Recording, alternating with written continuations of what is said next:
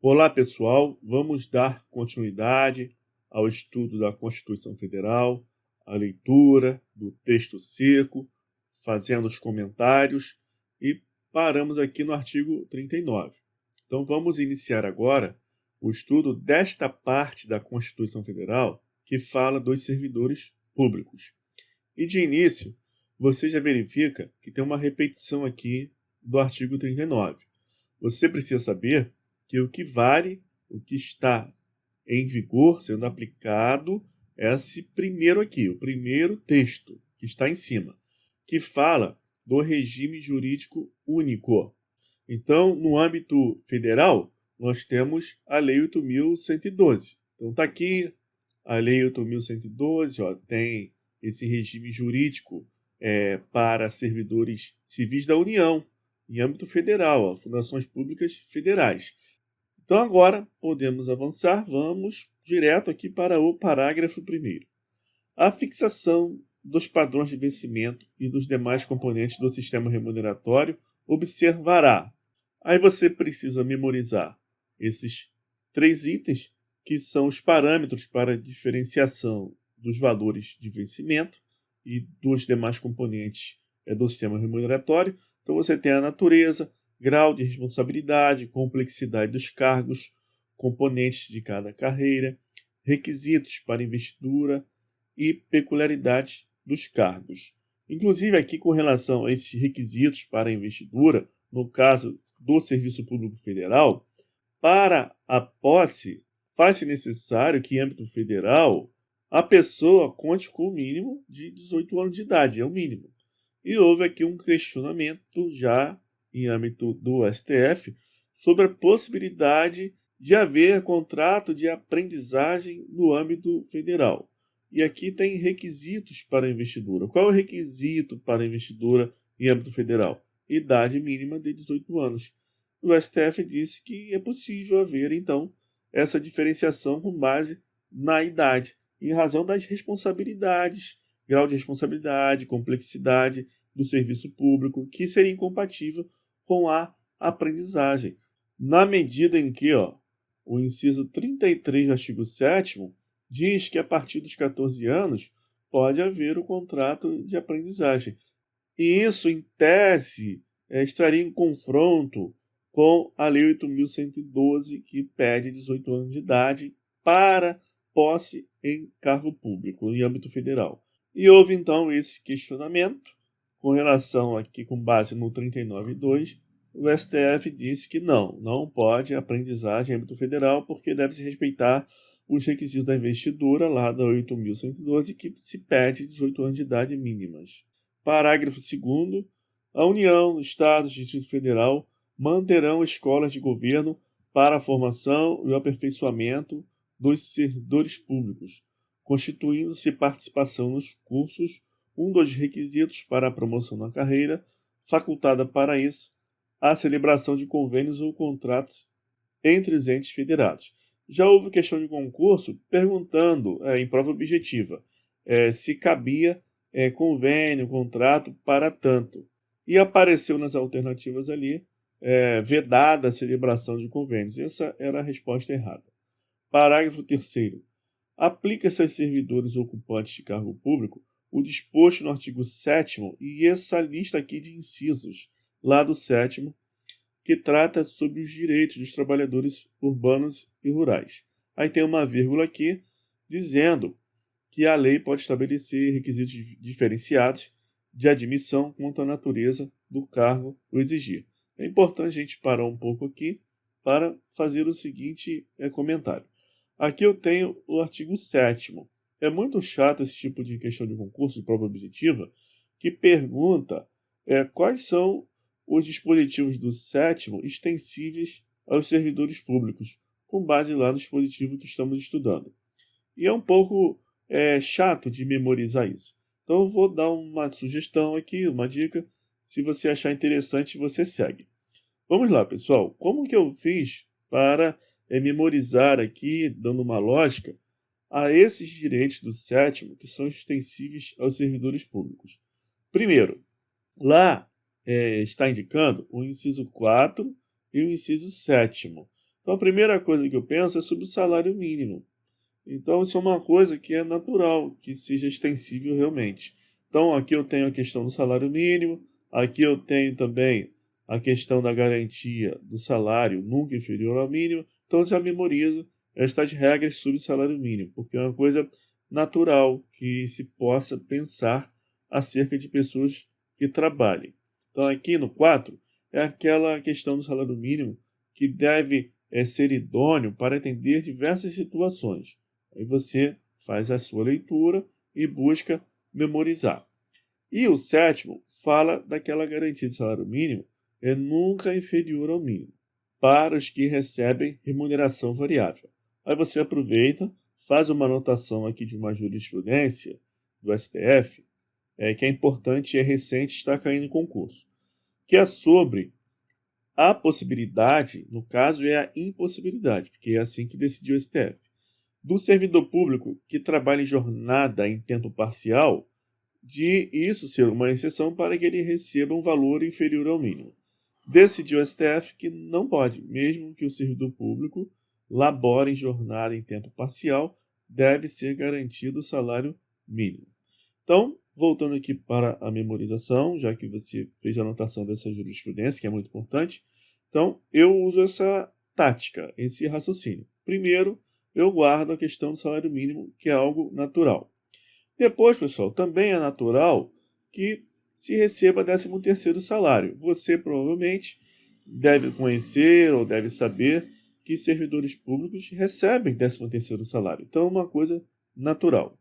O trabalho noturno superior ao diurno merece também uma remuneração adicional.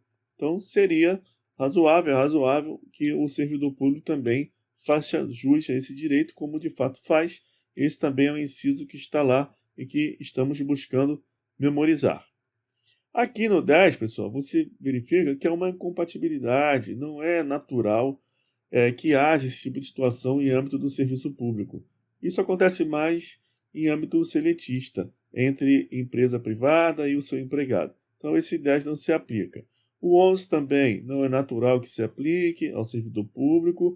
E aqui, o 12 é a mesma coisa, o 13º. Você deve conhecer alguém, você deve ter esse conhecimento, que o salário família é pago também para o dependente trabalhador de baixa renda ao servidor público. Limite de jornada também é aplicável ao servidor público.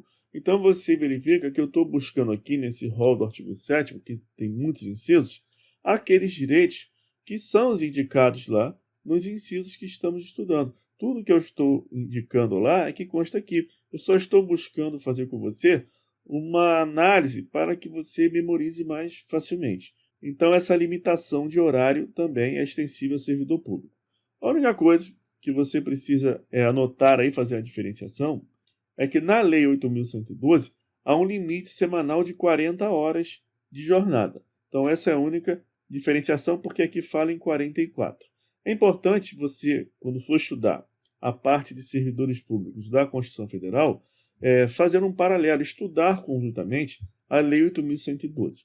Inclusive, na hora de fazer questões de concurso para treino, faça a busca de questões que envolvam a Lei 8.112, porque a conexão é direta com esse estudo da Constituição Federal. Então, aqui nós temos esse direito extensível, que é da jornada, com essa diferenciação para 40 horas semanais lá da Lei 8.112. Isso sobre turnos ininterruptos de revezamento não se aplica ao servidor público, porém aqui, repouso semanal remunerado é mais um direito, que é natural que você entenda, compreenda, que é aplicável ao servidor público. O servidor público trabalha de segunda a sexta, aquele de regra, e ele recebe pelo mês inteiro, então ele tem repouso semanal remunerado. Horas extras também tem aplicação ao servidor público, inclusive consta na Lei 8.112, por isso que você deve fazer estudo conjunto. Férias também é um direito extensível ao servidor público? Sim, você sabe disso. Licença gestante, licença paternidade, também.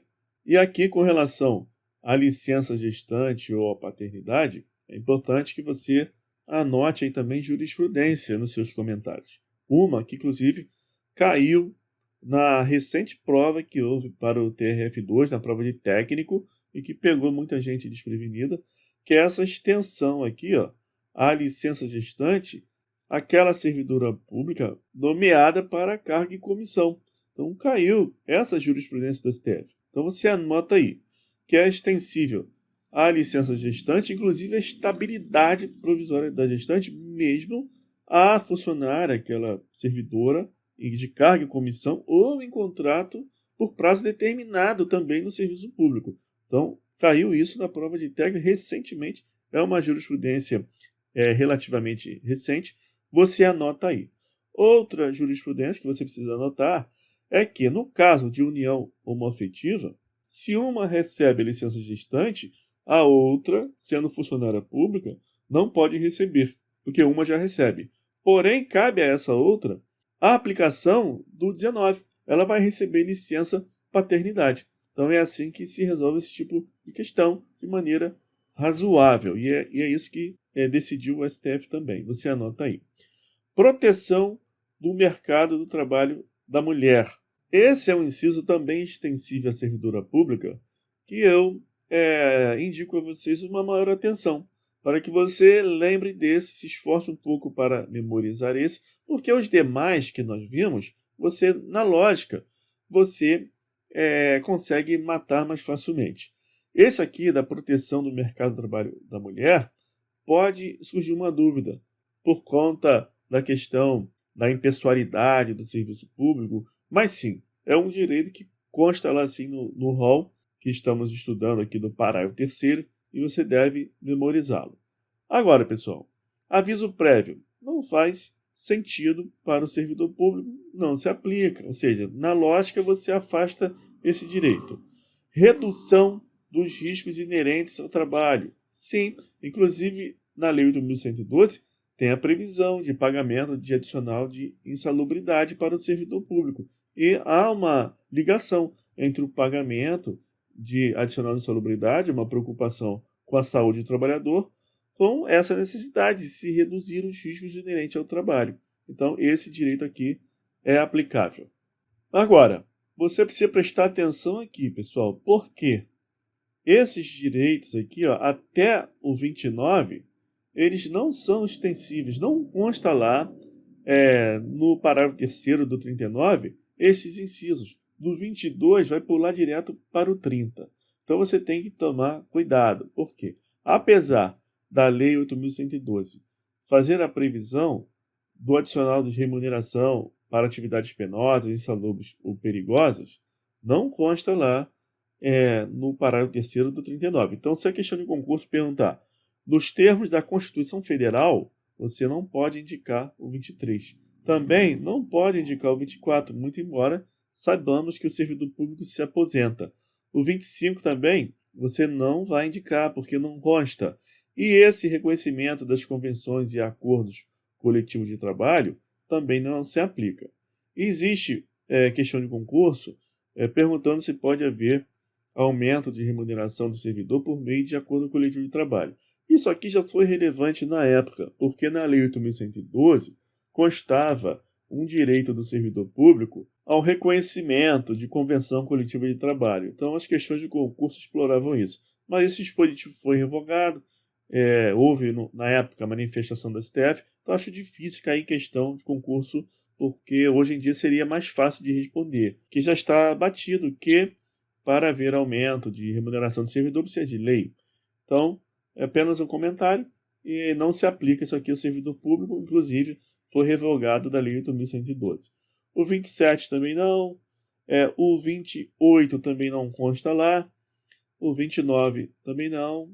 Essa é uma regra para o âmbito privado. Então, lá no artigo 39, parágrafo 3º, do 22 pula para o 30. Então, como que você vai fazer? O 30 fala sobre proibição de diferença de salários, de exercício de função e de critério de admissão por motivo de sexo, idade, cor e estado civil. Então, essa é a motivação aqui que impede diferença de salário, exercício de função e critério de admissão. Então, já houve caso de salário esposa. Então, em âmbito de algum ente federativo, foi instituída ali uma lei dizendo que quem é casado receberia um salário esposa. Então não pode haver diferenciação em razão de estado civil. O STF falou que é inconstitucional.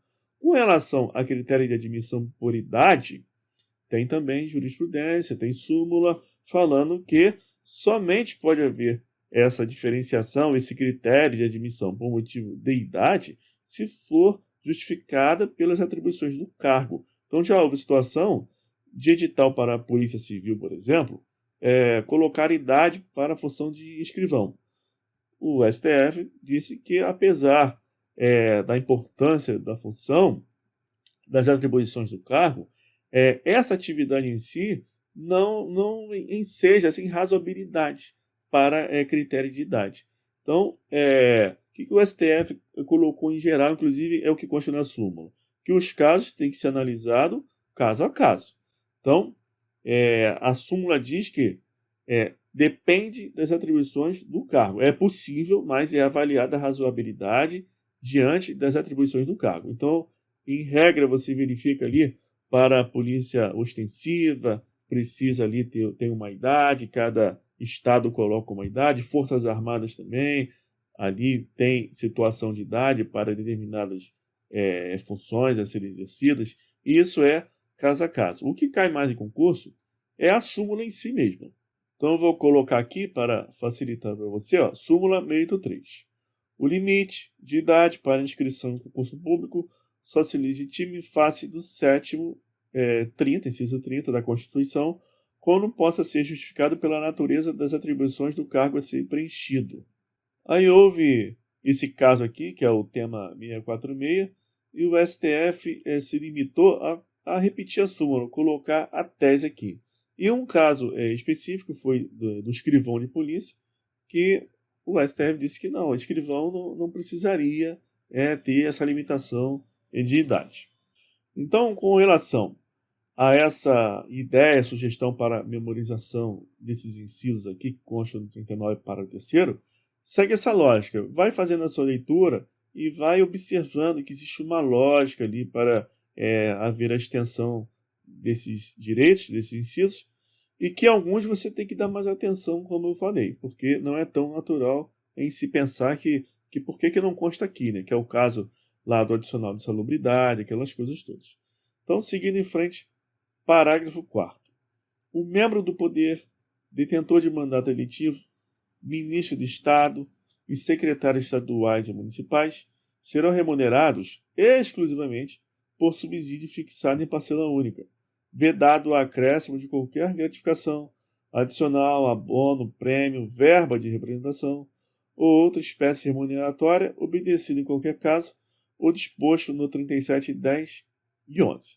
Aqui, pessoal, primeiro eu esclareço a vocês que secretário estadual e secretário municipal faz as vezes de ministro de Estado. Então, ministro de Estado é o longa-manos, é o braço direito do presidente da República. Secretário estadual do governador, secretário municipal do prefeito. Então, todos esses, mais detentor de mandado eletivo e membro de poder, ou seja, o promotor de justiça, o juiz, serão remunerados exclusivamente por um subsídio fixado em uma parcela única. Então, não pode ter acréscimo.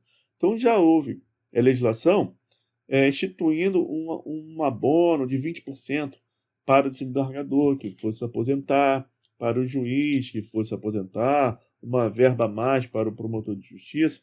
O STF ele afasta tudo isso, porque o subsídio é em parcela única. Vedado acréscimo. Então, já teve questão de concurso perguntando de maneira específica sobre verba de representação. Então, é importante você guardar aqui esses itens aqui, gratificação, adicional, abono, prêmio, verba de representação. Porque questão de concurso pergunta o adicional, prêmio, verba de representação. Então você tem que saber aqui. Nesse da verba de representação, só perguntou sobre isso. Colocou uma historinha lá e disse que em determinada situação houve uma verba de representação e você tinha que dizer que era incondicional. O 37, 10 e 11 falam respectivamente. O 10 fala que precisa o quê? De lei específica para aumento do subsídio, tem que respeitar a iniciativa legislativa adequada. Então, o Poder Judiciário tem iniciativa para essa lei específica em âmbito judiciário. Ele não pode fazer isso com relação ao subsídio do Ministério Público. E no caso do 11, são aquelas regras do teto remuneratório. Então, vale a pena você sempre estar revisando isso aqui, principalmente o 11, essa regrinha aqui do teto remuneratório, inclusive esse percentual de limitação em âmbito estadual, 90 inteiros e 25 centésimos. Então, já fiz um vídeo sobre essa parte, né? Já li, já comentei, mas é bom você estar sempre revisando para não esquecer. Seguindo, então, parágrafo 5º. Lei da União, dos Estados, do Distrito Federal e dos municípios poderá estabelecer a relação entre a maior e a menor remuneração dos servidores públicos, obedecido em qualquer caso o disposto do 3711, que é o teto. Eu trouxe aqui um exemplo aqui só para vocês se familiarizarem com a situação. Tem essa lei que dispõe sobre a remuneração dos cargos em comissão, em âmbito do Poder Executivo. Depois surgiu essa outra lei, modificando os dispositivos dessa aqui. E tem aqui essa regrinha, aqui embaixo, que fala sobre essa relação. Então, aquele dispositivo da Constituição está falando sobre isso, sobre essa possibilidade. Então, é somente essa possibilidade que aquela regra da Constituição está tratando. Parágrafo 6º. Os poderes executivo, legislativo e judiciário publicarão anualmente. Aqui é colocado em questão de concurso, semestralmente. Aí está errado. É uma questão boa, você fica chateado, né, se errar uma coisa dessa. Então, é anualmente. Os valores do subsídio e da remuneração dos cargos em empregos públicos. Parágrafo 7º. Lei da União, dos Estados, do Distrito Federal e dos municípios disciplinará a aplicação de recursos orçamentários provenientes da economia com despesas correntes em cada órgão, autarquia e fundação para aplicação no desenvolvimento de programas de qualidade e produtividade, treinamento e desenvolvimento, modernização, reaparelhamento e racionalização do serviço público, inclusive sob a forma de adicional ou prêmio de produtividade. Então, o que você precisa gravar com relação a isso? Primeiro é essa memorização, essa decoreba aqui desse texto. E outra situação é com relação aos servidores responsáveis pela tributação da área fiscal. Então, houve o quê? Uma legislação do ente federativo dando um adicional de produtividade e prêmio para esses servidores por uma lei. E o questionamento é se essa lei violava essa outra aqui, do 3710, que fala que tem que ter uma lei específica para aumento de remuneração de toda a classe de servidores públicos que recebem vencimentos por meio de subsídio. E o STF disse que não, que com base no 7º, é possível, por uma lei própria que tratará dessa situação, atribuir o prêmio de produtividade para essa categoria de maneira razoável, demonstrando ali numa situação concreta que aquilo ali é compatível com o que está acontecendo. Parágrafo 8º. A remuneração dos servidores públicos organizados em carreira poderá ser fixada nos termos do parágrafo 4º. Então, esse dispositivo, parágrafo 4º, fala do subsídio em parcela única. Um dos requisitos para isso é essa organização em carreira. Então, precisa ter a organização em carreira. Se não tem, não pode. A organização em carreira precede essa possibilidade. Então, isso aqui é abordado, explorado em questão de concurso, essa necessidade de organização em carreira. E uma outra situação, que é um caso jurisprudencial, é se, por exemplo, um Estado X ele institui essa regra do subsídio. E ele, nessa legislação, nessa lei, que ele institui o regime de recebimento por subsídio em parcela única, ele dá uma opção ao seu servidor, para manter o regime dos vencimentos ou ir para o subsídio. Então, quando há essa possibilidade, não há que se falar em irredutibilidade, ele vai se ele quiser. Então, esse também foi um caso julgado pelo STF. O STF disse que não havia problema nenhum porque foi feito em benefício do servidor, ele poderia inclusive optar. Então, não há que se falar em redução do que ele ganha, da remuneração, porque ele foi lá para o subsídio, ele foi optando por isso. E parágrafo 9º, é vedada a incorporação de vantagens de caráter temporário ou vinculadas ao exercício da função de confiança ou de cargo em comissão, a remuneração do cargo efetivo. Então, isso aqui veio à Constituição em um tempo relativamente recente, 2019, e você precisa memorizar isso aqui, que está sendo muito cobrado em prova, esse texto aqui seco. E, na prática, isso aqui significa que, por exemplo, o técnico, o analista judiciário, exerce lá uma função de confiança, um cargo comissionado, deixou de exercer, perde aquele valor. Isso não é incorporado à remuneração do cargo efetivo. E agora, por fim, como tem relação com o que estamos estudando, sobre vencimentos do servidor público, a questão do salário mínimo, que é extensível ao servidor público, é importante você compor o seu estudo traçando aqui o paralelo entre as súmulas vinculantes que interessam essa matéria que você está estudando. Então, olha aqui, ó, súmula vinculante 55. Direito ao auxílio alimentação não se estende a servidores inativos. Isso aqui foi cobrado na prova para analista judiciário do TJDFT em 2022. Mais outra súmula que importa aqui para o seu estudo. A 44. Só por lei se pode sujeitar a exame psicotécnico a habilitação do candidato a cargo público.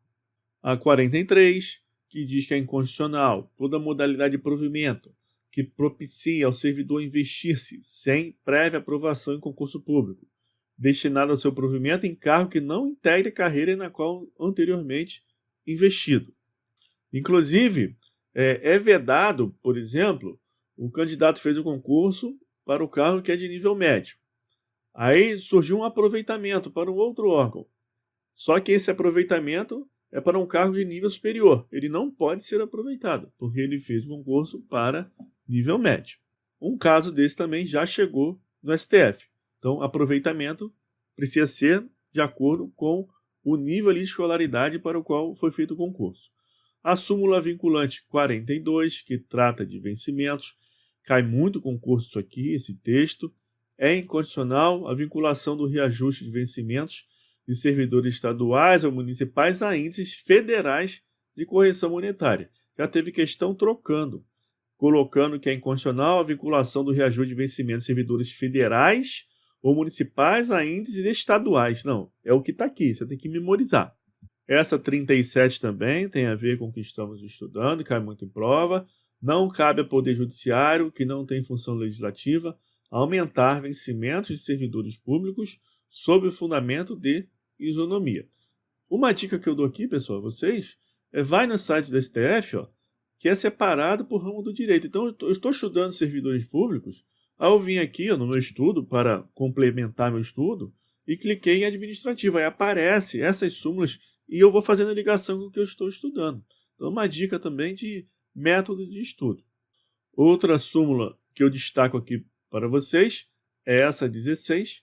Os artigos 7.4. Lembra que nós lemos o 7.4? Está aqui, ó. Falei com vocês logo no início, que é sobre o salário mínimo, que ele deve servir para todas esses direitos aqui sociais, abranger todas essas possibilidades. Então, essa súmula está falando sobre isso. E também, ó, o 39 para o terceiro é aquilo que estávamos estudando. É aquele dispositivo que trouxe para a gente aquela lista de incisos que está aqui, ó, que eu fui lá depois do artigo 7 para traçar uma estratégia para memorização. Então, o que a súmula vinculante 16 diz?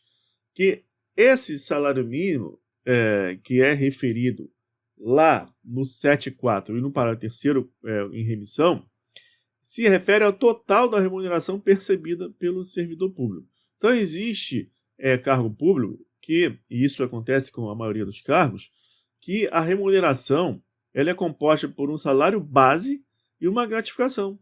Então, lá na Lei 8.112, inclusive, há uma diferença entre vencimentos e remuneração. Então, olha aqui o 40. Ó. Vencimento é a retribuição pecuniária pelo exercício de cargo público, com valor fixado em lei. Então, vencimento é isso que está dito aqui, a remuneração pecuniária. E remuneração é o vencimento do cargo efetivo acrescido das vantagens pecuniárias permanentes. Então, você constata, por exemplo, a remuneração de um cargo de técnico, de um cargo de analista judiciário, tem lá vencimento e a gratificação permanente. A remuneração é composta por aquilo ali. E é o que está dito aqui, que a remuneração é o vencimento mais aquela gratificação permanente. E o que é irredutível? É o vencimento ou a remuneração? Você tem que lembrar que o que é irredutível é a remuneração. Olha o que está dito aqui no parágrafo 3º. O vencimento do cargo efetivo acrescido das vantagens de caráter permanente é irredutível. Então, a remuneração que é irredutível. E o que aquela súmula tem a ver com isso? Essa súmula 16, ela diz que o que importa é o total da remuneração percebida. Então, nós temos situações em que o vencimento, o salário básico, ele é inferior ao salário mínimo. Isso pode. Então, eu vou mostrar uma outra súmula que fala sobre essa questão do limite do salário mínimo. Pode o salário base ele ser inferior, você tem que verificar o total, a remuneração. E aqui, com relação também ao 7º, 439 para 3º, também com relação à remuneração. E aqui nós já adentramos em mais uma súmula vinculante 15. Já que eu já expliquei essa situação, fica mais fácil você entender a súmula vinculante 15. O cálculo de gratificações e outras vantagens do servidor público não incide sobre o abono utilizado para se atingir o salário mínimo. Então veja que o salário base ele pode ser inferior ao mínimo, você tem que verificar o total. Aí quem tem um salário base menor que o salário mínimo precisa de um abono para chegar ao mínimo. Só que essa pessoa, na hora de receber uma gratificação, por exemplo, natalina, esse abono não vai contar. Então só vai contar aquele salário base.